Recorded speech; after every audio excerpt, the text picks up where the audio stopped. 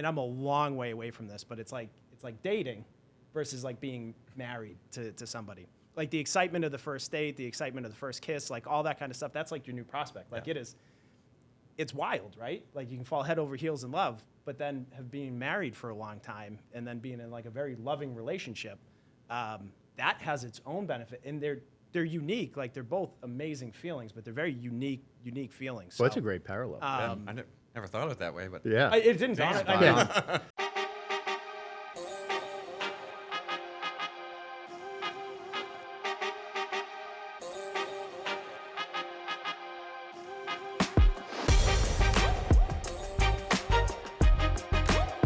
What's up, everybody? Welcome back to the Talking Lots podcast here on the One Team Media channel. Eli, new year, new set. We're like sitting at a different desk over here. Dude, this is wild. I want to give a shout out to our marketing team and the folks that produce this because there are a million different angles that you can have. And like if I were to see this shot and not know this room, I would think it's a totally different room. It's nuts, right? We're in the same room, yeah. You know, and they make me look this good, which is crazy, but it's you look 12. It's just a fact. I look 12. I don't know how to take that. How you doing, buddy? Great. How are you doing? I'm doing good. So we're going to pick up last episode that some folks hopefully might have seen. Mm-hmm. We were talking about sales, and we talked a little bit about the discipline, the drive, the resiliency, grit, the things that you need behaviorally. And there's so many things. I think we realized that it was just the tip of the iceberg, that conversation. Yeah. And we wanted to, talk a lot more about it, which I think this is going to be many episodes moving forward. So what did we do? We brought in some subject matter experts, the Boston guys. What's happening, fellas? Good to be here. great to be here. First time in the studio. Couple deer and headlights over there, the Boston guys. So we got Pat Ford, Chad Fay, a couple of our account executives that are up in the Boston, well, not in the Boston market, but they live up in God's country right near me. And good to have you guys. So we're going to talk some sales. And again, you guys have both had great careers. You know, you're young guys, but you've built some pretty impressive stats over your years, put up some numbers, and want to keep diving into this secret sauce about behavior, about what builds a great career in sales, right? Mm-hmm. Yeah, and I think one of the biggest things here is that we wanted to talk about today was the difference between a farmer and a hunter, right? Right on. When we look at sales, there's often several different types of people. Yeah. And often people fall in one bucket or the other. Yeah, sure. I'm excited to dive into this. Yeah. Let's just get right into it. We don't have a lot of time here. They're going to kick us out of the studio. It's a very busy place. There's 19 podcasts, Jesse. On the ones and twos again, Jesse, by the way. Just unbelievable. So good. Pat, when you hear those two terms, hunter and farmer, right, which you used a lot in a sales context, what comes to mind? Like immediately, what do you think of a hunter versus a farmer? Well, I think the sales organization I came from before this, we were a lot of farmers, really, for the most part. We always talked about being hunters, but we never really had that. Every now and then we go out and pick somebody up, but you mean pick somebody up, meaning a customer? Yeah, we had a lot of incoming leads to us. The way that the organization had set up, and the people that had been there before really were, I guess, the hunters, and then me as a younger person coming in sort of reaped the benefits of that. And I became a farmer and didn't really know how to hunt, other than being intentional with hunting.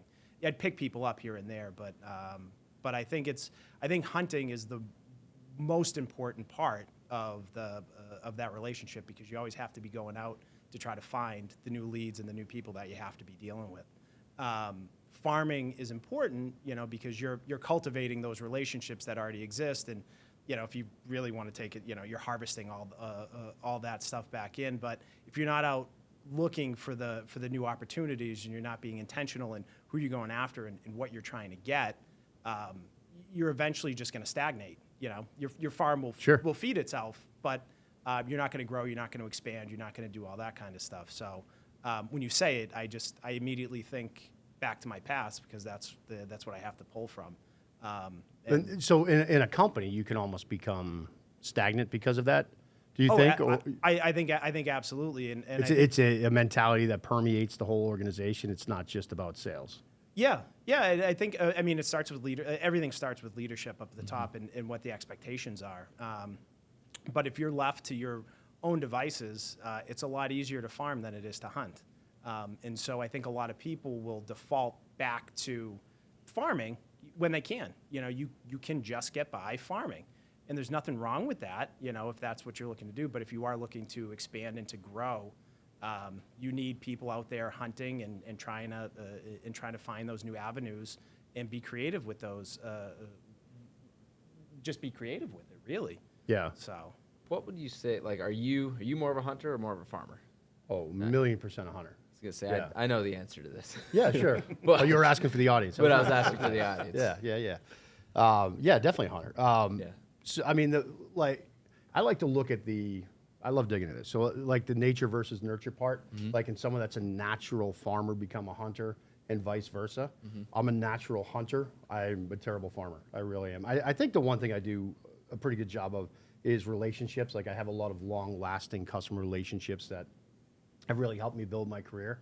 But I'm really, I get energized by the idea of going after the next deal, the next big deal, being on a big pitch, a big presentation, helping other people close deals and bring customers in.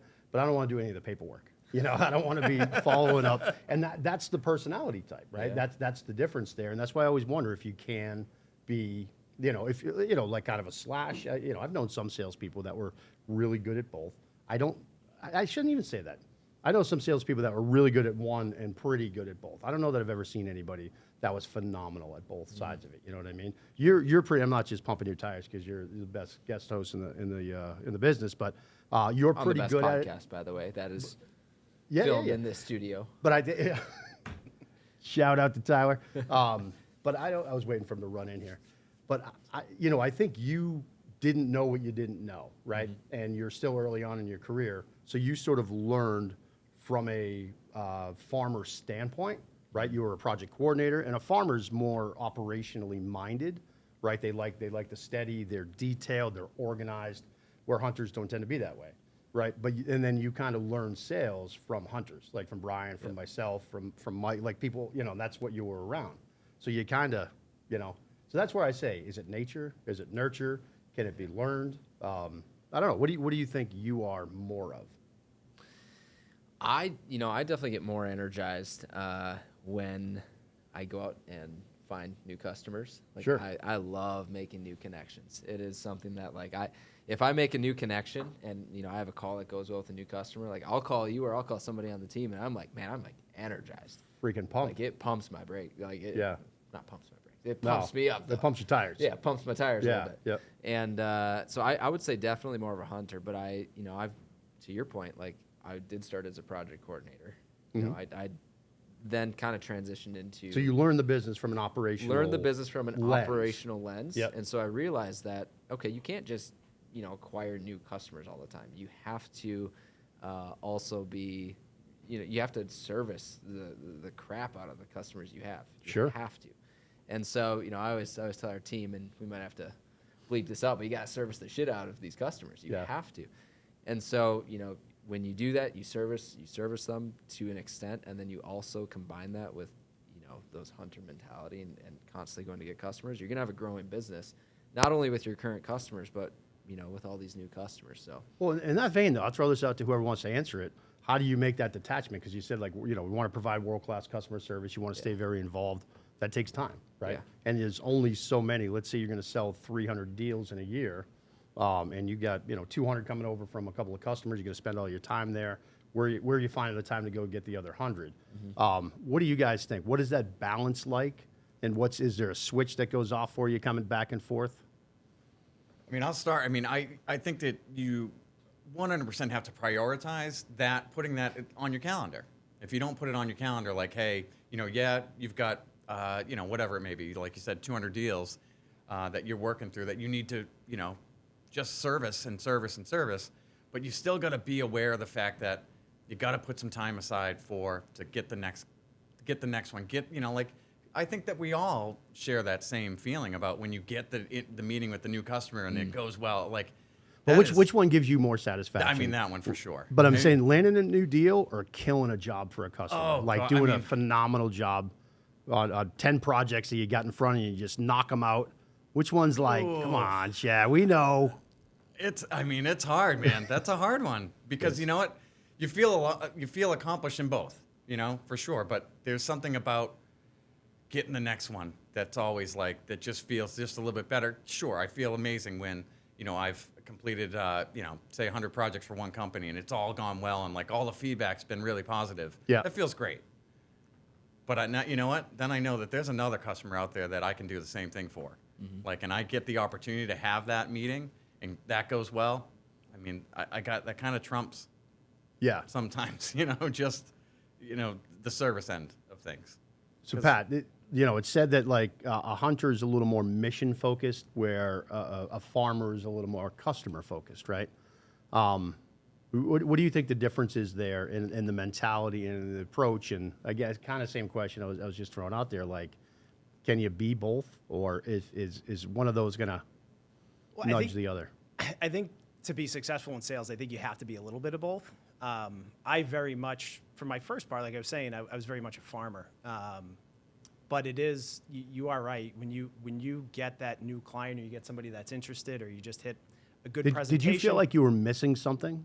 Oh, 100%. When you were just, okay. Oh, yeah. Yeah, it was talked about a lot. There was just never a program set, like there's no accountability, for that stuff. So if you got somebody, great, but it was mostly through accidental leads. It wasn't anything, I shouldn't say for everybody, but for a lot of people, I think it wasn't very deliberate. It was, you'd stumble upon something that would open up to a new opportunity, but it wasn't like it was something that we were going out and specifically like going right after.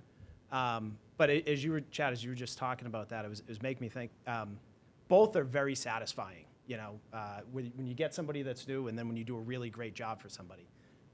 And I'm a long way away from this, but it's like dating versus like being married to somebody. Like the excitement of the first date, the excitement of the first kiss, like all that kind of stuff, that's like your new prospect. Like it's wild, right? Like you can fall head over heels in love, but then have been married for a long time and then being in like a very loving relationship, that has its own benefit. And they're unique. Like they're both amazing feelings, but they're very unique feelings. Well, that's a great parallel. I never thought of it that way, but It didn't dawn on a very special talking lots. It's just something that just all of a sudden just popped into my head. But and like I said, I'm a long way away from first kisses or anything like that. But like it was exciting and it's fun and there's the whole possibility of what could be, but you don't know it yet.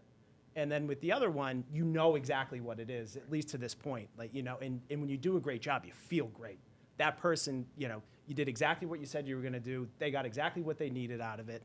They're going to come back to you for more business. Like it's one of those things that just makes you feel so good on the like a really good marriage, and that's what it is. And that's what I think hunting is, the other part of that. I think hunting it's all about the excitement of the chase and what could be, Sure. You don't know it at the time. You have a good meeting. It could be, it could lead to one job. It could lead to 100 jobs. It could be a career maker, or not. But you don't know. But it's still as exciting sometimes on that first one, and sometimes it doesn't go anywhere. Well, and I'll add to that too is that like a lot of our clients become friends. Yep. So like that first meeting that you have with somebody, that might end up being a lifelong friend. You may stop doing business with them after 10 years for some reason or another, that maybe they switch positions that didn't fit with you, but you might find somebody that you're genuinely a friend with for a real long time. And it's like, that's exciting in itself too. It's like, I just think it's an added benefit, right, to those kind of things. So it's a great point what Pat said about the relationship. And what Chad was just saying, it's sort of like having the bones of a hunter, right? To build great relationships long term. And like a hunter is kind of a sniper, like one deal, move on, where that farmer is trying to build long-term relationships and sees value in getting deals over and over and over again. But man, when you're doing that year after year on 20, 50, 100 projects with a customer, which is very common for us in the type of, the model of business that we have, you become friends. You almost have to, right? Not that you got to become best friends, but you got to build a good working relationship, and eventually the walls come down of vendor customer, and it becomes Chad and Bob that are working together, and then you find that commonality, and that's a great thing. I really have enjoyed that in my in my career as well. Just in passing, like you're talking about, whatever about your day, it might be something about your kids or your wife or just something that went on, and that over time that stuff's building. You're learning more and more about somebody, and then you end up becoming like, oh wow, we actually have things in common outside of our work relationship, Right. and that, and then the relationship, a friendship builds. So it happens pretty often. Well, yeah, and the other thing that's good about building those relationships is, at the end of the day, we're in construction. Right. It doesn't go great all the time. So when you have somebody that's on your side that you've established that relationship with, and it goes bad, it's never a good phone call, but it's an easier phone call. Hey, this happened, and we got to fix it. You have somebody that's on your team, like they are 100% part of your team. They're you're working one team, Yeah. shockingly, but like it's one of those Corny things. alert. No. Sorry, go ahead. But it's one of those things when you do have those people, it makes problems so much easier. The good times great, and it makes problems much better to go through because they know you're not trying to slide something by them, or it was an honest mistake. You're gonna fix it. You have that type of relationship. It just Yeah. makes it so much easier to work with that person. True. Well, two of my largest customers. This is kind of making me think about what you guys are saying. Are great friends. Like I've traveled with one of them several times. Our wives are friends, and another one was at my 50th birthday party, and it's become like a really close friend. But because I'm not the best at the paperwork, you got to get other people involved in that relationship, and they do too. They're large organizations, so you start to integrate that team. But that's the important part, is making sure you maintain that relationship, and they know, because it is a friendship, but you feel more responsible when you get close to somebody to make sure that their job goes, that they look good to the people that are working for them and who they're working for. It's almost like a different level of pride and ownership of those sort of things. Do you agree with that, Eli? 100%. And I really think it's super powerful when you can, like internally here, when you can build a team of a hunter and a farmer and put them together. Because most people aren't both. Most people are one or the other for the most part. Right. And if you can put if you can put a farmer together and a hunter together, like you could build an absolutely killer sales team that not only will deliver insane results for the client and just make their lives so much easier, but will be bringing in, a ton of opportunities to be, for the team to deliver on. No, absolutely, yeah. Yeah, I mean, you agree? Yeah, it's we're very careful about doing that. Like you can't go, you get a new prospect, the hunter on the front end brings them in, get an opportunity. You don't want to turn them over to another hunter. No. You don't want to go, but bang, well, here's this person, here's that person. You integrate the right sort of farmer type of person, and then we got project coordinators that get involved right away as well. And it's been a really good model for us so far. It's super powerful too. I think if the hunter can stay involved in the relationship, in the high level relationship. Yeah, sure. Like what you're doing with some of your biggest clients. They've been handed off to a farmer, so to speak, on their team, and Not handed off. They've been not transitioned. handed off. Yeah, more Yeah, I Very really like that. carefully handled transitions. But I mean, they all watch. at Eli, the- they're gonna be watching. You know? but at the end of the day, it's been transitioned over, right? Yeah. And so you're not doing the paperwork. You're focusing on the things that you're good at, and the paperwork is, as we all know, not Right. for Todd. Yes, but that's not what this episo's about. I feel like it's starting to become about But- that. Let's talk about No, Todd you're right paperwork. on, man. But there's other people that are really good, and so when you can put those two people together, like it just creates. It's magic. It's literally it's Yeah. magic. Yeah. So what do you guys think of if you had to pick one for yourselves? Pat? It's a tough. I mean, I enjoy hunting. I'm doing a lot more of it Actually, now. can I stop you for 1 second? No, Let me read the I'm not done yet. Let me read the list of stuff Eli and I wrote down earlier, and then I'll ask the question. Let's do it that way because maybe it'll resonate a little more clearly. But so a hunter likes big deals, where a farmer likes more deals.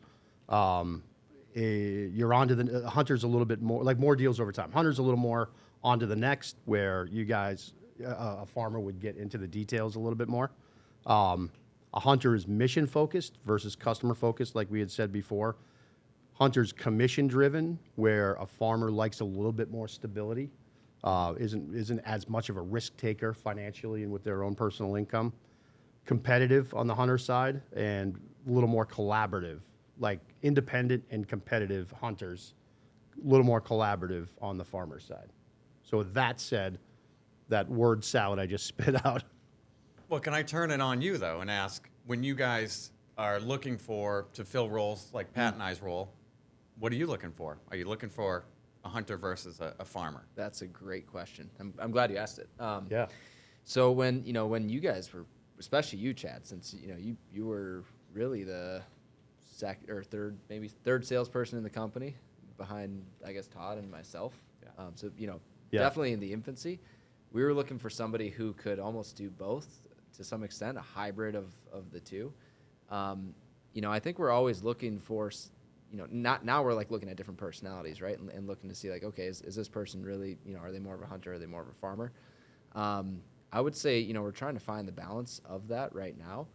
And, we have a lot of opportunities coming in as an organization. So I would say right now we're definitely looking for people who are more farmers, but, it's like we're always trying to, gear up for the next level because we have to service the opportunities that we have in front of us. I don't know. What would you say? It's the season that you're in, the season of the business, not literally like fall or winter, Yeah. but the season the business is in and what you're kind of trying to drive there. I mean, we've broken out business development, which is sort of a hunter role, from traditional account executive roles. So I think again, we just have such a unique business model, and what we're looking to drive at the time is kind of what we'd look a little bit more for. But we were initially, as we were growing here the last 5 years, looking for good people that we knew were going to come in and work hard and, lined up with our values and had sales talent. And that's how you guys are both here. So neither was a hire of like, all right, need a hunter, Pat's a hunter, need a farmer. It wasn't like that. Right. It was, all right, these guys can do the job. And again, we're only 5 years old, so it evolves. And with growth, it's sort of, we're now, we've built those kind of lines within the company. Now it's like, okay, we can add in a more direct and intentional way the next time, as opposed to just get as much in here as we can. Let's drive that top line and build the heck out of this thing. So, so that doesn't get you off the hook, though. No, I like the redirect. Well, I made my answer easier, but I'll let Pat go first. I like the redirect. It was powerful. I'm a salesman. You're a very good salesman. I Yes. ask questions. So based on all that, I'd say I'm definitely more of a farmer, but I do lean a little bit into the hunter. Like, I enjoy that part of it, but by default, like if you're going by the definition of most of what you just read there between the differences, I'm more of a farmer. Yeah. You're Uh, such a people seen that. person. Yeah. You get so much energy from Oh, yeah. people, right? That's natural that you would be a farmer and not be kind of a lone wolf sort of a guy, yeah. Even though I am a lone wolf. You are. Working from home. I love by that serious myself. face that you. Oh, man. Chad? I'm going to say that there's a touch of both, and I think that it's probably leans more towards the farmer, but enough of the hunter that is that I'm dangerous. But like when it comes to as we were building here, and I think maybe like Eli even alluded to, is that as we were building this, that kind of was needed, but some hunting was needed, but at the same time, we had some existing customers that I was put in charge of. To be able to keep that customer happy for the most part, and build a relationship and make it even better than it was. So yeah, there's a part of me that loves to hunt, but I do. I mean, I do enjoy the building relationships, the building trust with the customers, that they know they got an issue, they know they've got anything, they can call me. Even stuff that's out of the box, they feel comfortable calling me, that we might not be able to help them with, but. I like those phone calls. It's sometimes tough to say no, that we can't help you, but there's been questions that have come to me that have been stuff that, I'm just being asked because the relationship has been nurtured to the point where they felt comfortable enough to call me and ask. Let me ask you, on the financial part, would you rather be guaranteed, I'm going to make some numbers up, but let's say guaranteed $150,000 a year, know you're getting it, or maybe make 60 or maybe make 300? Which one? Are you talking to the family Chad or the? We're talking to Chad. Chad. Yeah. Chad. I mean, obviously, Chad the TPG. family guy of Chad would say that it would be, the 150. But I think the real part of me says it's, I'd like taking the risk to get to the 300,000-400,000, whatever it may be. Yeah. But yeah, I mean, if we were talking to my wife, it might be, that's a good, comfortable spot, and we're taken care of and the kids are well and all that. So, But me personally, I'm going for it. I think that the answer to that question too is like that's very thoughtful answer that you had. When you wake up in the morning, like what's the first thing you think about? You wake up scared. Do you wake up like, oh shit, what did I do? Like if you're on that comp plan where you could make nothing, or do you wake up like, let's go get it. I got the opportunity, and you're thinking about the high end as opposed to the low end, like how you're wired. I think that's the difference too. Like a true hunter, I think wakes up and it's just like, money's, it's just it's out. Abundance. It's abundance. I can make as much as possible. I love that.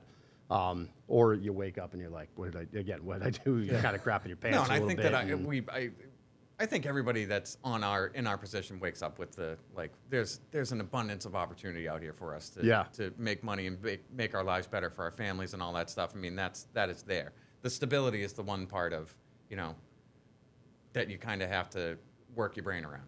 Like, hey, stability is one thing. But yeah, for sure, man. Well, You it's also have to you're have some- responsible, smart, Right. Well, and you also have to have some belief in yourself that you're talented enough to, that it's not going to be the 60 range. I'll never be the 60 range. Yeah. I'll always make sure that everyone's comfortable and safe and all those things. So, it's, having the belief in yourself that you can do it. That's how what I wake up to. I'm like, I can do it. Today's my day. Love it. Powerful. Are you a side sleeper? I forget it. That's gonna be a different episode. How about you, Pat? I am. Sponsored. What do you think on that? Like, just So- the way that you're wired. So By the way, you guys aren't being re-interviewed for the jobs or whatever. You're both phenomenal. Yeah, you're not hired this year. No. Because I do feel like we're kind of It's early in January. It's just such a You're great. taking a lot of notes over there. You notice that? Well, it's a great. No, it's really a great conversation piece, though. It is, and I've been working with all of you for a while, and so I've got my preconceived notions. So I love digging into great, it a little yeah. bit and seeing if you think the same. I mean, we can turn it around and ask what Yeah. the preconceived notions are, but I'll let Pat answer first. no, it's all good. I mean, you So know. I think for me, if you were talking to like 0 to 37, 38-year-old Pat, I'd say salary. I've been one of those guys that always sort of played it safe my entire life. Okay. But I believe it was you when I was thinking about doing this job. We were talking about it, and you said, I'm going to bet on me. And that's the thing. Like I think I grew up not having a lot of confidence, which is wild because there's no reason for it. I just always I don't know, it's where I fell in line with family or something like that. But a lot of self-doubt and things like that growing up. But once I had the opportunity to make money, and at the last company I was at, we finally switched to like a commission-based. Then you can kind of see what you're able to get. So now I bet on me. I'm betting on me right now. Love it. So Yeah. it's I have to. And to your point, the stability for the family, like once the family's on board, now I got to make it work. Yeah. It's, yeah. You got a lot of kids over there. I got a lot of kids. Yeah, sure. Not as much as Brian Hess, but a lot of kids. Getting there. Yeah. there. I Getting think you're there in second close. place right now. Second place. But well, yeah, I'll bet on me. Yeah, that's great, man. But what both of you guys said, like it is a balance, right? You got to do it smart. We get people that depend on us, and so it's like sometimes that internal wiring isn't right. I've seen plenty of people that are like, I'm going to bet on myself. I'm like, I wouldn't bet on you. I wouldn't do that if I were you. But not you guys. It looks Yeah. good on you. Yeah, absolutely. Have you tried the post office? Like maybe it's not sales. I don't know, but I don't know. What do you think, Eli? Yeah. What's your question? Well, just about that, about the money piece of it. Like, if that's a real indicator, maybe of what kind of salesperson you are. Yeah, I think anyone that's in sales, whether you're a hunter or a farmer, you're betting on yourself. You still have to make it happen. Even if you are Sure. a farmer, you still have to make it happen. If you drop the ball on a customer, on opportunities that have been given to you, you might not make that money. Like you might be at the $60,000 range at your draw, whatever it is. Yeah. Like you still have to make that happen. So I think any salesperson doesn't mind a little bit of risk.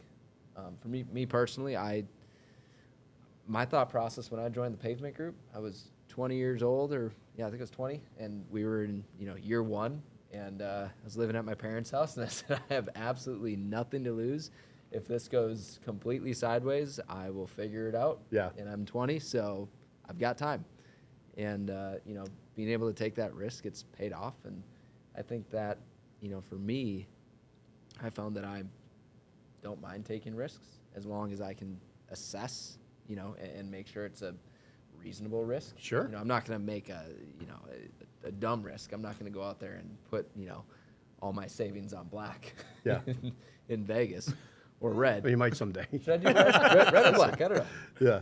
Which one should I pick? Red or black? If I do it one day. Black. Black. I don't You know. always bet on black. Always been on black? Okay. Well, let's go to Vegas. Okay. Yeah. No, but seriously, I mean, I guess ever since I was young, I've been willing to take a risk, and so that really does translate to I am definitely more of a hunter. Because I've my career, I've been able to also be in that operations role. I've found myself understanding what it takes to be a farmer and understanding what it takes to really grow these accounts and service the clients. Yeah. At a level that you need to. So. Right. I think overall, for any sales role, you have to have a little bit of risk, or a little bit of willingness to risk. Yeah, absolutely. That's what makes it fun. Yeah, it A does. little edge of your seat, Yeah. little uncertainty. That's what I mean. I like that. I don't know why. I don't know if maybe I'm a little dead inside and they needed to wake me up. I don't know what it is. Been doing it for a long time, but it's really that kind of a thrill in the unknown and the challenging yourself and that adrenaline of get on this call and then I like the idea of having challenges too, like yeah to set a super audacious high goal, and I'm like, all right, let's figure out how to get there, and like to wake up in the morning and go, all right, well, I don't know exactly how I'm gonna do it yet, but I've got a plan, and I'm just gonna give it everything I've got today. Yeah. right on. And look at that high goal too. So Yeah, man. it's exciting. Good deal. Well, it's a new year. Mm-hmm. I hate that new year, new me, that old thing. But like you start talking about What is it? Yeah. What's that? I'm the Is it a new exact same you? person I was. Yeah, exactly. About 10 days ago. It's like, well, yeah, I'm fine. It wasn't the greatest year ever, but it was pretty good, I just hate that thought that you got to like blow up your life every January 1st and start over because you're such a failure. I mean, that's like what that message is, right? Yeah. Do you have but something you have to get off your chest, by the way? This happened at Planet Fitness the other day, okay? No, I'm just kidding. No, but so just to wrap it up here, I just want to ask you guys if you got any sort of resolutions or anything that you're really going to focus on. We've been talking about this. We had the sales team in town here in Pittsburgh for the last couple of days. We've had some awesome conversations. That's what's cool about this team that we put together as well. And this is what transcends so much of the other things that we're talking about here is the values and the way we all line up in a similar way and support each other. And it was a really great 2 days of, camaraderie and fellowship and sharing. And everybody shared a bit of what their goals are this year for accountability and, for feedback and all that. So as we close out here, do you guys going into the new year, 2024, it's going to be a massive one for our company. I see, we know big things are coming for everybody here on this podcast. Anything that you want to share? I think and we talked about it obviously in our meeting, all of us together was, and I think this one will add value to both my personal and my business life. Is just trying to get myself as uncomfortable as possible, and Love because it. I find when I do that, that's where the growth lies, and it's really just like something that you just inherently don't want to do. You just got to push yourself to do it. Yeah. And then you see the growth after, and you can look back and smile. And I don't think there's ever been a time that I've done that I wasn't happy about it after I did it. So I think just doing more of that and getting uncomfortable. Yeah, you know what's funny is the last time we did the podcast right before Christmas with us Boston guys, Pat challenged us to the polar plunge. I did not, actually. I did. Oh, you challenged the polar yeah. plunge. You're right. Yeah. I'm sorry. So Pat did the uncomfortable polar yet? plunge once a month all last year. Now he's doing it weekly. And so Chad and I agreed that we would do it as well. And I'm like, that's perfect. So when you were talking about getting uncomfortable, I'm like, man, the polar plunge is, jumping into the Atlantic off 48 of, degrees. the North Shore of Massachusetts in January. I don't think you can get any more uncomfortable. So Yeah. timing's perfect on that. So yeah, I think that's I agree, and that's was a good start. Yeah? It was a good starting place. Let me just go jump in a Yeah, you haven't done it yet, sub right? 50 degree ocean. I haven't, but the month is young. I'm It not is. Pat. Is doing it once I've a done week. it twice. Right. Yeah, that's all right. A little warmer down there in Marshfield. He's got like 49. You've Like got 2 degrees. 47. Yeah. It's unfair. How about you, Pat? Well, Well, I mean, I'm jumping in the ocean once a week, so. No, does that, true. Does that count? It certainly does. Yeah, no, I think that's great. Yeah. Holding It'll yourself be accountable easy to in that. August, but no, I think to your point, I mean, it wasn't one of my goals specifically, but it is one of those things that I do feel alongside you. Like growth comes through the really hard times and the things that you don't want to do, and so I think challenging ourselves is probably the best thing that we can do to grow. I mean, the entire company, for the most part, is challenging themselves this year. Like we have some lofty goals, stretch goals or the BHAGs, whatever you want to call it. Like I think everybody is going to be in that boat. We didn't talk about it today, but really, I mean, we're all stretching to try to get where we want to be, and it's going to be 100%, yeah. everybody sort of pushing each other or picking each other up. So I think that's really, I think get uncomfortable is really probably the right answer for that. I think that Yeah. goes back to us, the farmer hunter thing. If you are a farmer, you better start being a hunter. And if you're uncomfortable there, then that's something to work on. So Yep. to get to those goals, that's what we all have to do. Absolutely, yeah. Yeah. The beautiful thing about getting uncomfortable and like everyone in our company will be stretching themselves and getting uncomfortable. A few years ago, I guess it was 2019, more than a few years ago now, I ran an ultra marathon with Brian Hess and Keith Calloway Jr. 50K, 31 miles. It was really, in my life, it was like one of those things that I did that when we first signed up for it, Brian actually just signed me up for it and said, "You're doing this." And I was like, all right, well, my boss told me I got it. No, I'm just kidding. But he did sign me up for it. And I'm like, okay, I guess we could do this. And it was one of those things, like when I finished that in my life, I was like, okay, like I can actually do like run 31 miles in the woods with a lot of elevation. I can actually do a lot more than I think I can. And so now, like I look at that, I'm like, all right, well, that's like a baseline now. It's like, when you get uncomfortable, you continue to level up, and it's like my baseline continues to, grow and grow and grow. And so I think everyone in our company is going to experience that this year by getting uncomfortable.